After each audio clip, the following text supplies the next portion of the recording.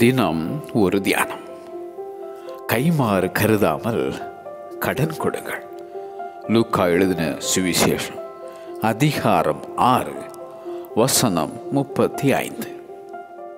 உங்களுக்குள் சிறுமைப்பட்டிருக்கிற ஜனங்களில் ஒருவனுக்கு நீங்கள் பணம் கடனாக கொடுத்திருந்தால் வட்டி வாங்குகிறவர்கள் போல அவனிடத்தில் வட்டி வாங்க வேண்டாம் என்பது கட்டளை. கடனாக கொடுக்கிற பணத்துக்கும் ஆகாரத்துக்கும் கடனாக கொடுக்கிற வேறு எந்த பொருளுக்கும் உன் சகோதரன் கையில் வட்டி வாங்காயாக.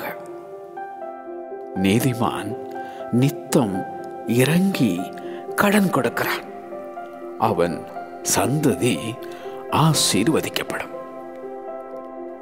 ஏழைக்கு இறங்குகிறவன் கர்த்தருக்கு கடன் கொடுக்கிறான், அவன் கொடுத்ததை அவர் திரும்ப கொடுப்பார்.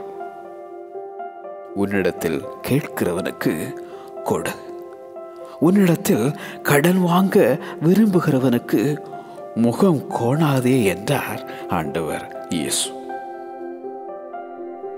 கைமாறு கருதாமல் கடன் கொடுங்கள். கைமாறு கருதாமல் கடன் கொடுங்கள்.